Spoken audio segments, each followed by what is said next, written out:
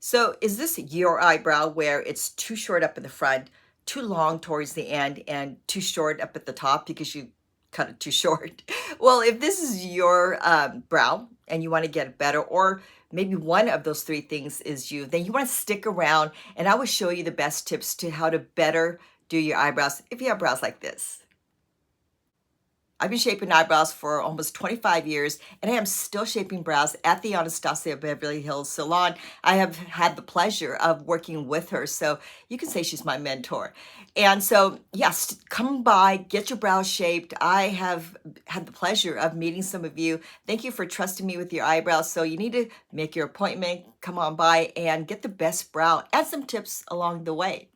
So yeah, like I said, now this model that you'll see very shortly is I think very common. Now you again, like you may not have all of those three things, but I know that you might have one or two of those things, or you know someone that does. So definitely pass this along. Please subscribe if you haven't done so already. And towards the end, if you like this video, give me a like. And I do want you to stick around because I don't often do this, but when I get really into a new product, I will mention it to you. I have an old brow tattoo that I had done, gosh, a long time ago, way before microblading got very popular. But I do put makeup on my eyebrows, which is what I have on right now. But I want you guys to know, because some of you have commented that your brows are dark, or it looks tattooed, or where to get your tattoo done. So now you know, and definitely give me some comments to let me know how I'm doing, because I want to give out the best content for you guys. It's really cool when some of you guys tell me, hi, I'm from Australia, or I'm from Sweden. It's really good to know that I'm also reaching some of you out there in the world. So stick around, and are you guys ready for the model? So there's a lot going on with his eyebrow, right? It's cut too short at the top, it's too short up in the front, so it's too far down, and it's too long, where it's makes the brows look too round. I love a curved brow, but it's a little too round. Now, just quickly letting you know, obviously looking at this model and myself, we have completely different facial shape. Eyelid is very different. She actually has her brow bone coming out, and her inside of the eye is a little further in. So she's got that deep three-dimensional eyelid. So the brow should be more curved than mine. Mine should be a little bit straighter.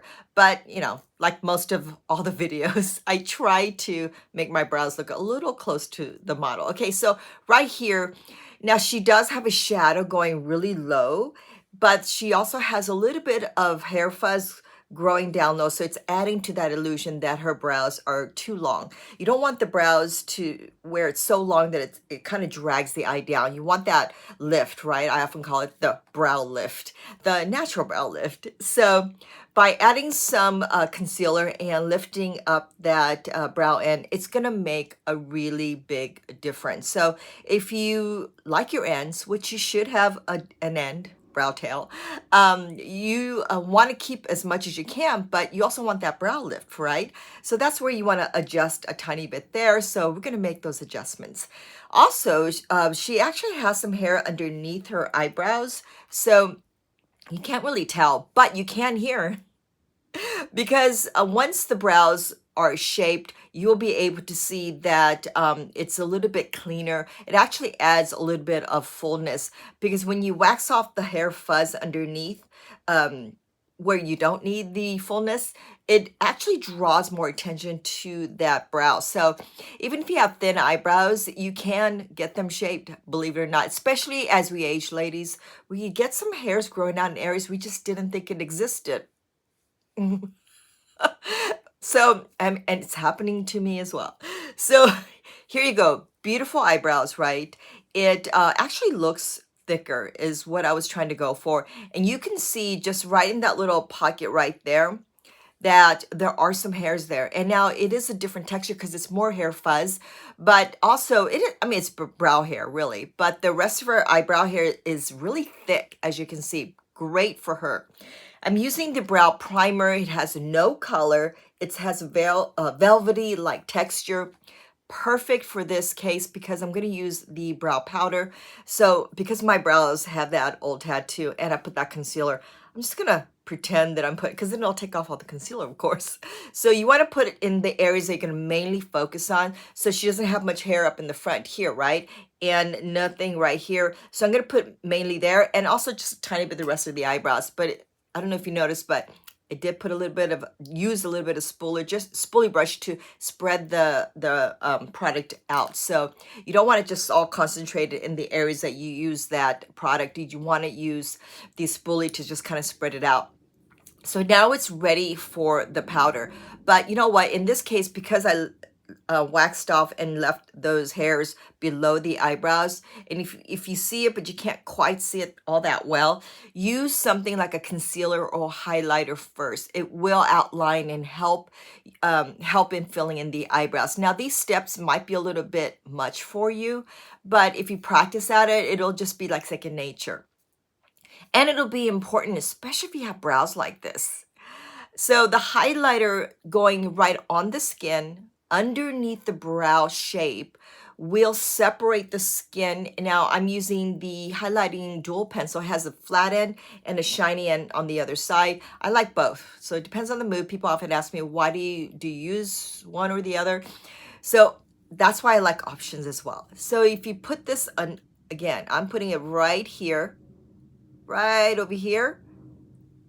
And as you can see with my eyebrows, you can see that open pocket right there. So this just really helps in adding to that stencil to further help you in filling in the eyebrows.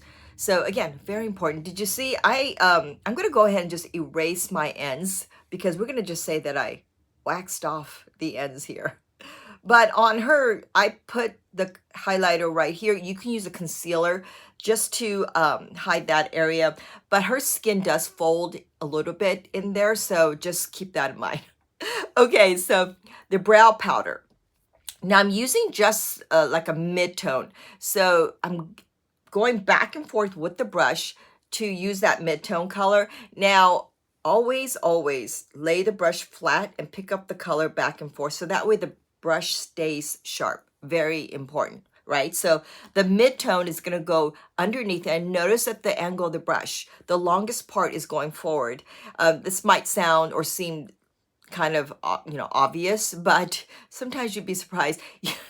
But also just keep that in mind, because you allow the brush to do a lot of the work for you. As opposed to holding the brush this way, you're holding the brush this way, and you're just laying it here, and you notice that my hand is resting on the temple of my face. So that way it just, and I'm not holding the brush that hard, just very lightly, right? So you're holding it this way, you're allowing the brush, and then look at that.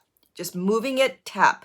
A light move and tap, going underneath that area and in between that highlighter. So that just makes that application that much easier. I just don't want you to have to struggle with it. And then I angle it to kind of add these little faux hair strokes. I'll go into that a little bit more. But again, let's just do myself right here. And I'm tapping, moving, tapping, moving. I'm using the dual powder in ash brown. On this model, it's medium brown. So all the products will be in the descriptions, but I always tag them as well.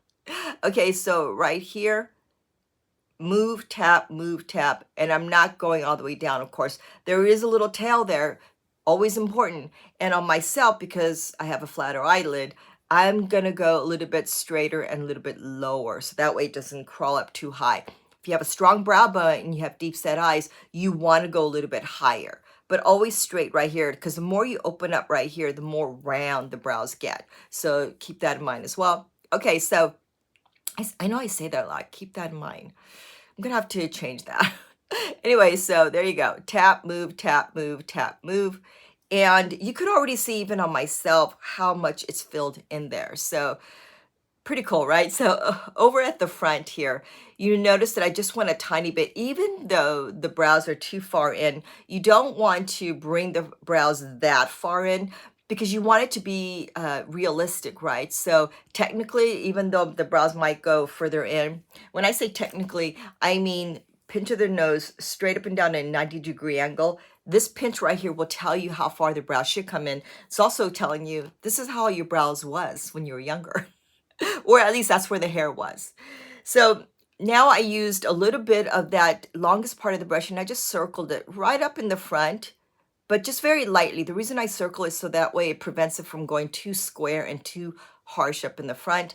So just circle a little bit, staying close to your main brow hair, and that just kind of brings it in without looking too overly done. Okay, so whatever's left on the brush, I just kind of go inside that pocket, meaning whatever color's left, and then I go above here. Now, right here, I go into that area where it was cut too short, so there was that dip, right? So until that area grows, which it will, if you cut too short, at least you still have the hair, right? It will grow back in length, so don't worry about that. You just put a little bit of color in that dip, and that's really all you need to do. So my brows are coming to life. And you know, that's another thing. Don't try to have so much of a plan on your eyebrows, because the more you start putting color, and you notice that I lay the brush here, I lay the brush up here, I don't hold the brush head on, so that way the brush stays sharp and you get a lighter application. This way you see the brows come to life. So don't worry so much about having a plan. Just apply some color and then you'll start seeing your eyebrows. Okay, so now I'm going with the darker side of the powder. This is what I meant by, I'm gonna come back to it in a bit. So because don't forget, you have that primer underneath. So there's this product underneath where it'll grab more color. So look at this, I applied it in an angle.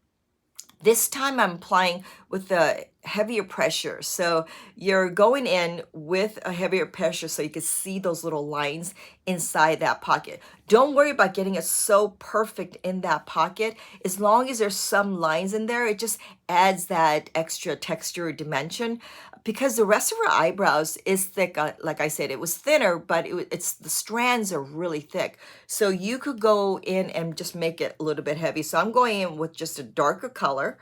And again, I'm holding it up this way with that longest part of the brush going this way. Obviously, if it was on the other side, it would be held this way with your elbow. And yeah, and use your other hand sometimes if you're right-handed and you're having to do the other eyebrow. So I'm going in, now I'm doing it this way. You can go this way, or you can lay it down and go this way, as long as the brush is laying down.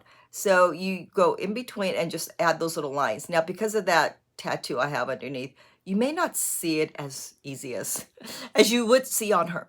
Very important, right? Okay, so the brush 18 is always my favorite thing, because that's when you can go back and make it much more polished. If you get some powder down below and you're like, oh, it's not as clean as I like, that's where this comes in. And you don't have to put on top of the eyebrows, but that's always an option, especially if you have light eyebrows with light skin and you want the brows to pop a bit more. It's a great idea to put the highlighter underneath. It just makes it more polished. Okay, so this is very important right here, right? Because I smooth out right here just to kind of lift up that end. And of course, the brow gel is always important. Look at this. It really just kicks up the hair. You know, when the hairs are kicked up a little bit more at an angle, it gives that fuller look. So that's also very important to do, right? Okay, so I'm just gonna go around the eyebrows with the brush. And, you know, even on me, I sometimes will do this just to kind of create more of a cleaner look. Now, once you apply it with the gel, it doesn't mean that you're done and you can't go back. If you see, because sometimes the brow gel will move the hairs around and then you see this little gap. Gaps are not a bad idea. Sometimes it just gives that natural look and you can see the hair strands. If the gap is too much, that's when you just go back and just add a little bit more line here and there. And you're like, okay, now I can just kind of feel like it's done. Well, this is done. This is a beautiful before and after. Now I have to excuse you, please excuse me. The before photograph was frozen and for some reason the light just kind of overexposed a tiny bit, but the shape is what's important. The after, the color is perfect, right? Because it matches her head of hair. It just merges perfectly. But the shape is beautiful. And you know what? It's still curved, but it's straighter down below here in that pocket, often referred as the sweet spot. But it's straight here, but in an angle. And the hair, because it's more in an angle up, it just gives that kind of curve. And the fact that her brow bone comes out a little bit, it has this kind of curve to it, it's just going to make the brows curved anyway. Okay, so you're not taking away from something that's natural. You're just adding a little bit more of a brow lift, or kind of taking away the hair to add that brow lift. So this is just a really beautiful before and after, and something that I hope you can try out. If nothing else, applying a little bit of color up in the front to bring it forward a tiny bit, applying some color down below here, and a little bit of concealer out here. Those three areas will make a really big difference if you have this type of eyebrow. So what do you think? Can you use this tip? Do you feel like this video has helped you? Do you like this video? If it's yes in one of them, please let me know in the comment box and give me a like if you like this video, and definitely share this with anyone that you know can benefit from this video, from this tip. Please subscribe if you haven't done so already. That helps me, and the products that I did use today are tagged, which helps me, but I will mention everything in the descriptions below, including my makeup. I often get asked, what are you wearing on your lips? Most of the time it's my lips.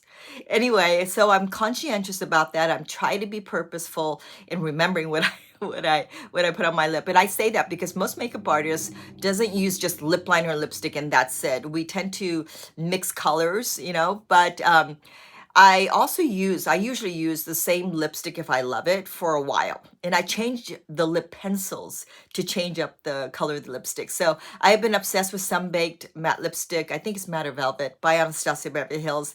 And this, today I used the, I think something nude, muted nude. And again, that will all be in the description, so don't worry about that. And one more thing.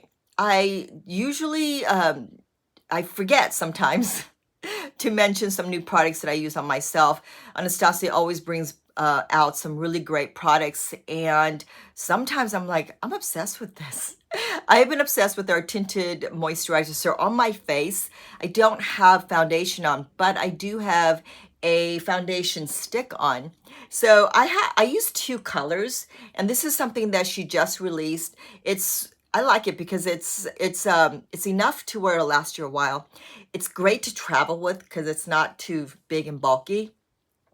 And the reason why I say I use two is, first of all, this is a tinted moisturizer, so it's really sheer. This one is a really dark color. I'll again write this on the description, but you can see just on my palm how dark it is, or can you? But I use this for contouring or around the face where it's too big for me. I have a wide face. I like to use it on the side of my cheeks or around the forehead. But it's not, if you find that it's a little too dark, again, don't worry because they're really sheer. So like I said, I just kind of move it around and then it's not as dark. And then I use a lighter shade just underneath my eyes and maybe over my nose and my chin. But I don't use it, all over, but you can because it's so light. And so I don't like heavy coverage, especially during the summer.